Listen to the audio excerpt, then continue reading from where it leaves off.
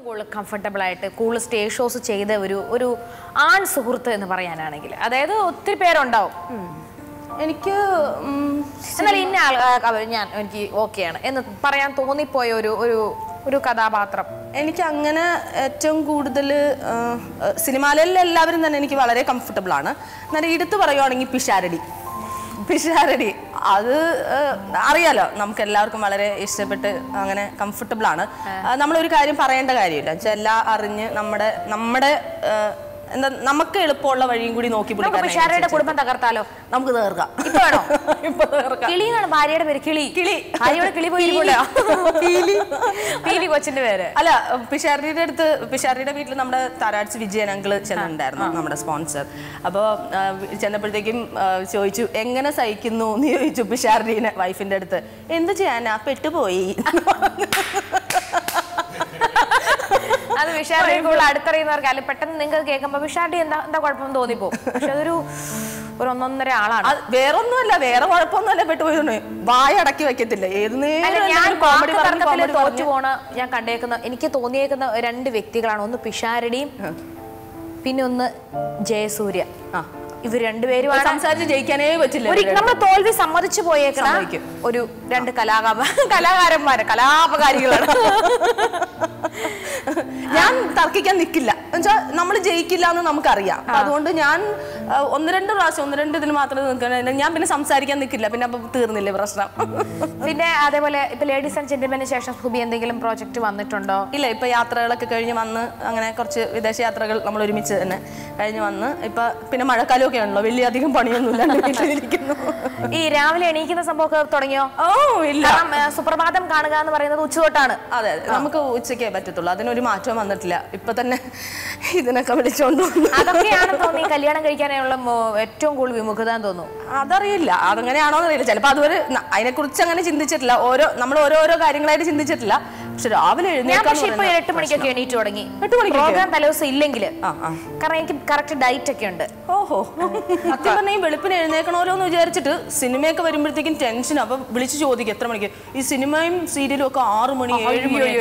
ശരി. ആ നേരത്തെ നമ്മൾ ഉറങ്ങുന്നത് 5 മണി തൊട്ടാ മര്യാദയ്ക്ക് ഉറങ്ങുന്നത്. അല്ലെങ്കിൽ 5 മണിക്ക് സുന്ദരികളിൽ ഒരു ചെറിയ റോള് ചെയ്തെന്ന് പറയില്ല. അപ്പൊ ഞാൻ ഒറ്റ ദിവസത്തേക്കാ ചെന്നത്.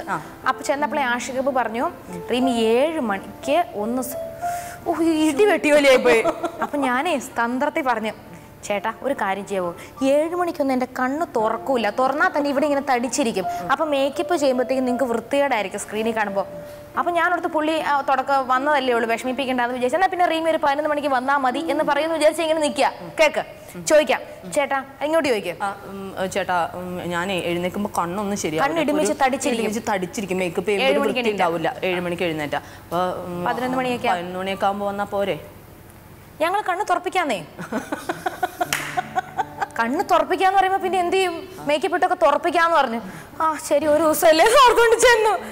എന്റെ ദൈവമേ, അത് മിക്ക സിനിമയിൽ അഭിനയിക്കുന്ന എല്ലാവരും 5 മണിക്ക് എണീക്കുക, രാവിലെ സെറ്റ് ചെല്ലുക എന്ന് പറഞ്ഞ ഒരു അത്ഭുതപ്പെടുന്ന കാര്യമാണ്. ഞാൻ ഈ രാവിലെ പോകണം എന്നുള്ള ഇതൊക്കെ വരുമ്പോഴത്തേക്കും മിക്കവരോടും ഞാൻ പറയുന്നത് അയ്യോ രാവിലെ വേറൊരു സംഗതി ഉണ്ടല്ലോ, രാവിലെ വേറൊരു ഫംഗ്ഷൻ ഉണ്ടല്ലോ, നമുക്ക് ഉച്ചയ്ക്കാക്കാൻ പോകുന്നത് മിക്കവാറും ചോദിക്കുന്നതാണ് ഞാൻ. അത് അപ്പൊ അയ്യോ രാവിലെ ഉണ്ടോ, അപ്പൊ രാവിലെ വേറൊരു സംഗതി ഉണ്ടെന്ന് പറയുമ്പോഴത്തേക്കും അവരെന്ത് വന്നാലും അത് മാറ്റി വെച്ചിട്ട് ഒരു 60% പേരോട് ഇത് പറയുന്നത്. ഇപ്പൊ നുണ പൊളിയും.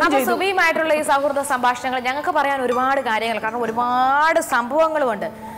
ഇനി സുബി ഞങ്ങൾ ഒരു എപ്പിസോഡും കൂടെ വിളിക്കുന്നതായിരിക്കും, കാരണം അപ്പോഴെ കാര്യങ്ങളൊക്കെ തീരുവുള്ളൂ. അപ്പൊ ഇവിടെ ഒരു തീരുമാനമാകുന്നുള്ള പ്രതീക്ഷയിൽ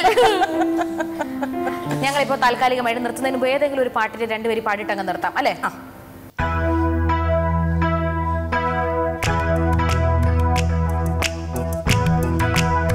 ഇതും കുനുകുനെന്ന് എഴുതിയേക്കുന്നത് മേരിമോൾ എഴുതിയതാ, ഇത് കൊടുക്കണം.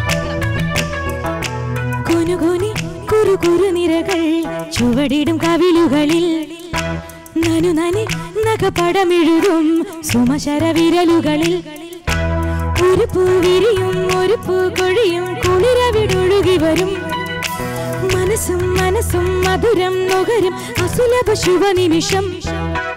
ഇനിയൊരു ലഹരി തരൂ, എഴുതിയ ശ്രുതി പകരൂ, ഹിമഗിരി ശിഖരികളെ മനസ്സിനു കുളിരല് പകർന്നു തരൂ. കുനുകുനി ചെറുകുറുനിരകൾ ചുവടിടും കോവിലുകളിൽ നനുനനി നഖപടമെഴുതും സുമശക വിരലുകളിൽ. അപ്പൊ സുബിക്ക് ഞങ്ങളുടെ വക ഹൃദയം നിറഞ്ഞ നന്ദി അറിയിക്കുന്നു, പ്രാർത്ഥനകൾ നേരുന്നു. അങ്ങനെ വേണം ഞങ്ങൾക്ക് പറഞ്ഞു വിടാം. ഒന്നും പറയില്ല സുബി, എന്ത് പറയണോ പറയില്ല, ഒന്ന് സ്നേഹത്തോടെ പോകും. പക്ഷെ ഞങ്ങള് അങ്ങനെ ചെയ്യത്തില്ല. നമ്മള് നെക്സസ് ഹോം അപ്ലയൻസസിന്റെ നല്ലൊരു ഇൻഡക്ഷൻ കുക്കർ തരും. മേടിക്കോ ഇല്ലയോ? മേടിച്ചല്ലേ പറ്റുള്ളൂ. നല്ലതല്ലേ? പിന്നെ നല്ലതല്ലേ? വീട്ടിലെ കറണ്ട് ലാഭത്തിനും പിന്നെന്താ പറയാ ഒരുപാട് ഭക്ഷണം സെക്കൻഡുകൾ നമുക്ക് സമയമില്ലാത്തവർക്കൊക്കെ പെട്ടെന്ന് തന്നെ ഒരു ചായ തിളപ്പിക്കണമെങ്കിൽ ഓൺ ഞെക്കുക, പിന്നെ വാട്ടർ എന്ന് പറയും, വാട്ടർ തിളപ്പിക്കണമെങ്കിൽ വാട്ടർ ഞെക്കുക, ഇനി അതല്ല മിൽക്ക് തിളപ്പിക്കണമെങ്കിൽ മിൽക്ക് എന്ന് പറഞ്ഞ ബട്ടണിൽ ഞെക്കുക, എല്ലാം തിളച്ചു വരും പെട്ടെന്ന് തന്നെ. കറണ്ട് വേണം കേട്ടോ. നെക്സസ് ഹോം അപ്ലയൻസസിന്റെ ഒരു അടിപൊളി ഇൻഡക്ഷൻ കുക്കർ.